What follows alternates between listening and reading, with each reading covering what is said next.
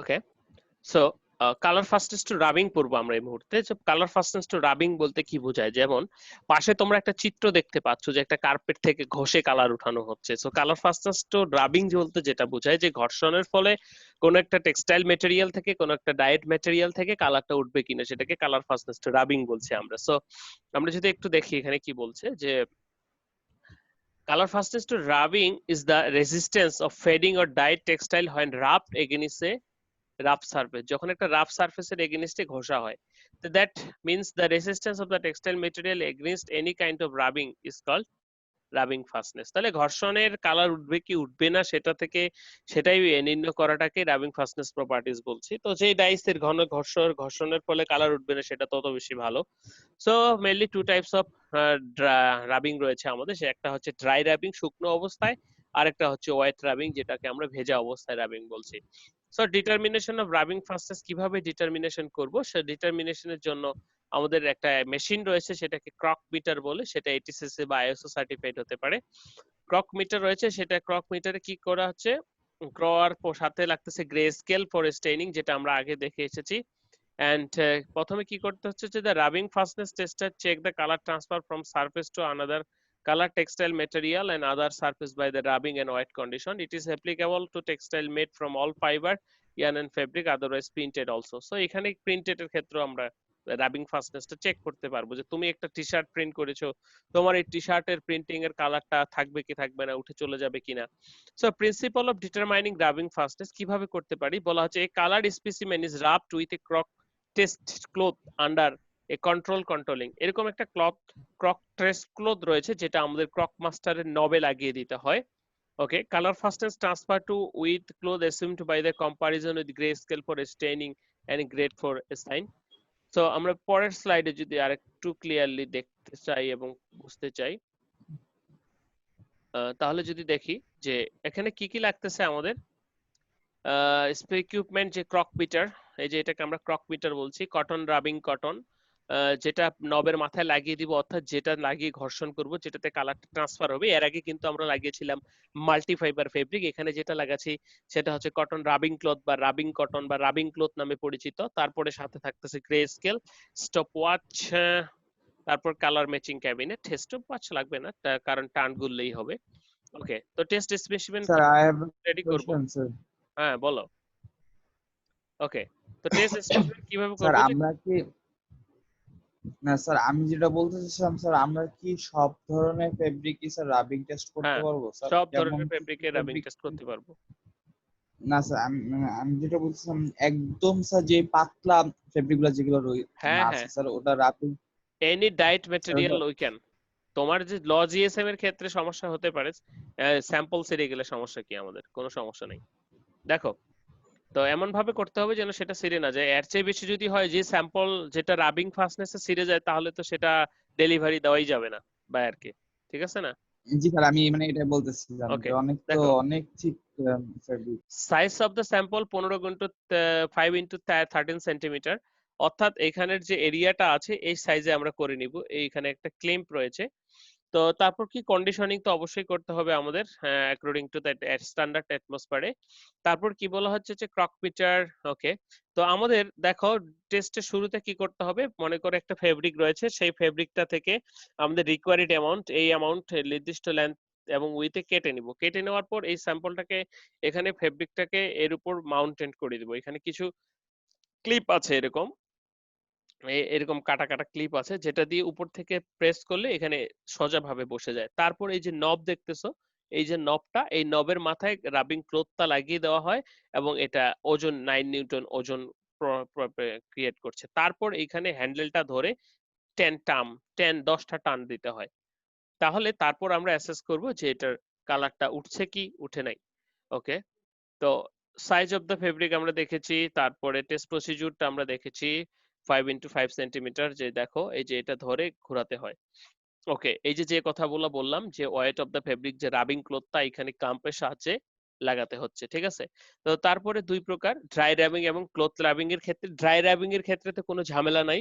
এই যে কটন ক্লথটা যেটা রয়েছে, রাবিং ক্লথটা, সেটা নবের মাথায় লাগিয়ে দিয়ে প্রথমে করতে হয়। আর যেটা ক্লথ ওয়েট রাবিং, সেই ক্ষেত্রে এই স্যাম্পল রাবিংটা কি করতে হয়, এই যে কটনটা একটু ভিজিয়ে নিতে হয়, ভিজিয়ে নিয়ে তারপর রাবিং করতে হয়, সেটাকে আমরা ওয়েট রাবিং বলছি। ওকে, তো দেখি, বলা হচ্ছে 14 টেস্ট প্রসিডিউর কি বলা হচ্ছে, look the test sample onto the base crock meter and স্মাইলে pass into pass centimetre using cotton figure. এই যে এটা আমরা যেটা দেখতেছি। তারপরে বলা হচ্ছে যে lower coverage the finger and test sample. Okay, আমরা এটা দিয়ে 10 টাইমস দিব। এই যে সিম্পলি যদি আবার বলি, স্যাম্পলটাকে কেটে নিব। তুমি যদি বড় ফেব্রিক কাটবা না তাও হবে, তুমি এই ফেব্রিকটাকে এটার উপর দিয়ে কি করবা, পুরোটা মাউন্টেন করে দিবা। ওকে, তাহলে হয়ে গেল। তারপর কি হচ্ছে, এই নবের মাথায় একটা এরকম ক্লথ লাগিয়ে দিবা, যদি ড্রাই তাহলে শুকনো, যদি ভেজা তাহলে এই ভিজিয়ে নিবা ফেব্রিকটা। লাগানোর পর এখানে ওয়েট দেওয়া আছে 9 নিউটন। এই যে হ্যান্ডেলটা দেখতেছি, এটা দিয়ে জাস্ট আমরা কি করব, 10টা টার্ন নিব, তাহলে আমাদের হয়ে গেল রাবিংটা। এবং তারপর এই দুটো স্যাম্পল কি করছি, আমরা অ্যাসেসমেন্ট করছি। তো ইভ্যালুয়েশনটা করব 1 থেকে 5-এর মতোই। তো এখন বরাবরের মতোই, তখনকার মতোই যদি আমি তোমাদের আরেকটা ইয়ে দেখাই, ভিডিও দেখাই, তাহলে আমরা একটু দেখব। সেটা হচ্ছে 1 minute. Determination of rubbing fastness. Okay, আমি আবার শেয়ার করছি, তোমরা সবাই একটু দেখবে।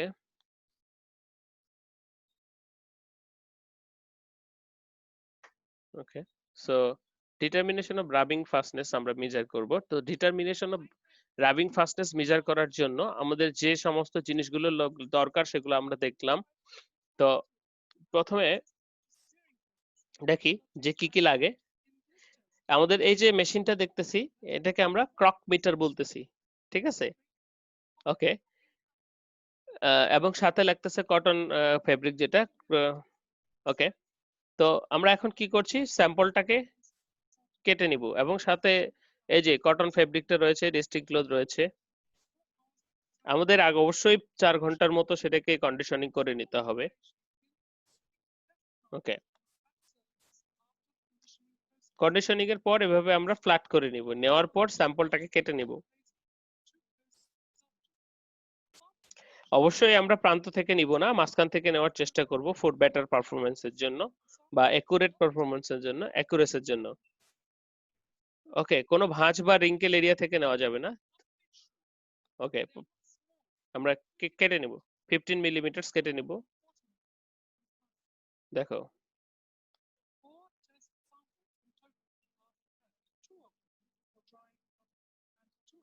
আমরা কেটে নিচ্ছি। ইশরাত চৌধুরী। ওকে,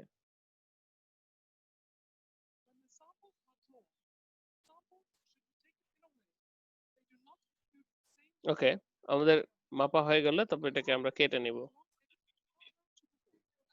ওয়ার্প এবং ওয়েবটা ঠিক করে নিব, যদি কোর্স ওয়েলস গুলো ঠিক করে নিব।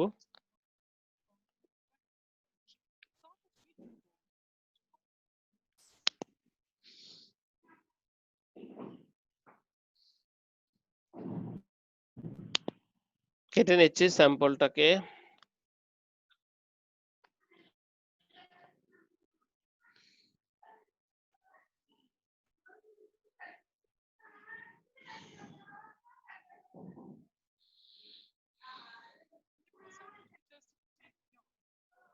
এটা ইয়ান হলো, তো ইয়ানেরও করা যাবে। ইয়ানকে তখন আসলে কার্ডবোর্ডে সাজাইতে হবে, কার্ডবোর্ডে সাজাইয়ে তারপর রাবিংটা করতে হবে। ওকে, হয়ে গেল। এই যে দেখো, এই যে ক্লাম্পটা রয়েছে, এই ক্লাম্পটার উপরে আমরা ফেব্রিকটাকে প্লেস করলাম, তারপর ক্লাম্পটা আবার টাইট করে দিলাম। নাও রাবিং ক্লথ বা কটন ক্লথ যেটা রয়েছে আমাদের, সেটা নবে লাগাবো। এই যে একটা রিং এর মাধ্যমে নবে লাগালাম, খেয়াল করো সবাই। আমি যদি একটু টেনে দেই, এই যে রাবিং। ওকে, এই যে, এই যে লাগাচ্ছি, লাগিয়ে নিলাম। ওকে, ওকে, আমরা 10টা ফরওয়ার্ড এন্ড ব্যাকওয়ার্ড নিব। 1 2 3 4 5 6, এইভাবে 10টা নিব, ঠিক আছে? সামনে পিছনে এই যে 10টা। ওকে, 10টা হয়ে গেলে খুলে নিব। খুলে নেওয়ার পর এই যে দেখো, এখানে কি পরিমাণ কালারটা চলে এসছে সেটা দেখতে হবে।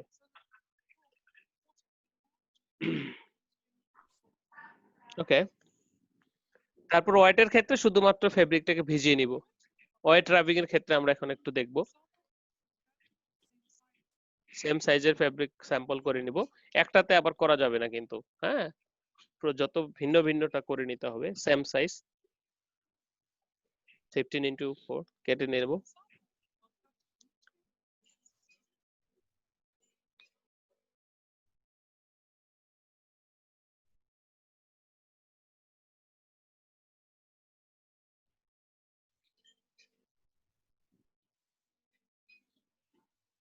কেটে নিব স্যাম্পলটা, কেটে নেওয়ার পর আবার একই ভাবে মাউন্টেড করব।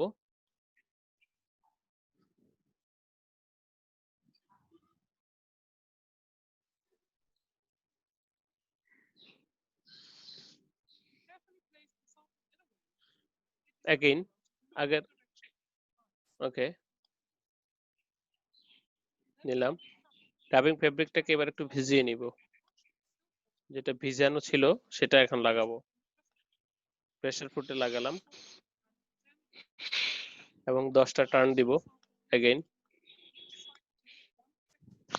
1 2 3 4 5 6 7 8 9 10। ওকে, কমপ্লিট করতে হবে কিন্তু টার্নটা। তারপর এই কটন ফেব্রিকটা বের করে নিতে হবে। দুটো স্যাম্পল পেলাম আমরা, এরপর অ্যাসেস করতে হবে আমাদের, ঠিক আছে?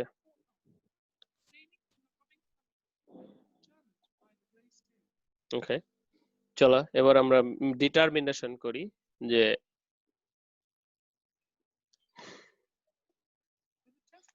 আবার সেই লাইট বক্সে চলে আসবো আমরা। একটা নরমাল ক্লথ, রাবিং ক্লথের সাথে কটন ক্লথের সাথে এটা টেস্টার মেজার করব যে কতখানি চেঞ্জ হয়েছে। হুম, এবং এই স্কেলের সাহায্যে ইভালুয়েট করব যে কোনটার সাথে আসলে মিলতেছে। যেটা মিলবে সেটা রেটিং আমরা করব। কালার চেঞ্জ যে স্কেলটা। ওকে, তো টেস্ট যদি হয়ে যায় তাহলে তো হয়ে গেল আমাদের।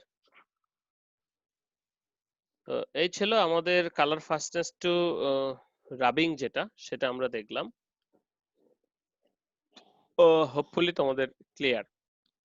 আমি তারপর একটু সামনে যাই স্লাইডের, যদি তাহলে দেখো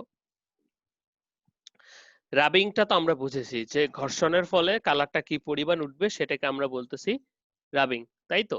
ওকে, তাহলে এখন রাবিংটা দুই প্রকার, ড্রাই এবং ওয়েট। তো আমাদের যে জিনিসগুলো দরকার হবে, যে ইকুইপমেন্ট, ক্রক মিটার, এটিসিসি রাবিং টেস্টের জন্য একরকম, বা আরেকটা স্যার আইএসও। একটা কোশ্চেন, বলো, একটা কেন, অনেকগুলো কোশ্চেন করো। স্যার আমরা রাবিং টেস্টটা যেটা করব স্যার, এটা কি স্যার কালার ফাস্টনেস টেস্টটা করার পর কি স্যার রাবিং টেস্টটা করব, না না না, নাকি এটা আলাদা রাবিং টেস্টের স্যাম্পল, জন্য স্যার এটা আলাদা স্যাম্পলে, এটা তুই ফ্রেশ পুরো একটা একটা কাপড় স্যাম্পল, থেকে ফ্রেশ। ডিফারেন্ট স্যাম্পল নিয়ে ডিফারেন্ট টেস্ট করবি। হ্যাঁ, ডিফারেন্ট ও টেস্ট করব। হ্যাঁ হ্যাঁ জি স্যার। ওকে, তোমরা কি ক্লিয়ার এখানে সবটাতে? রাবিং এ ক্লিয়ার? জি স্যার। আচ্ছা, যদি রাবিং এ ক্লিয়ার হয়ে থাকো তাহলে তো ওকে, আমরা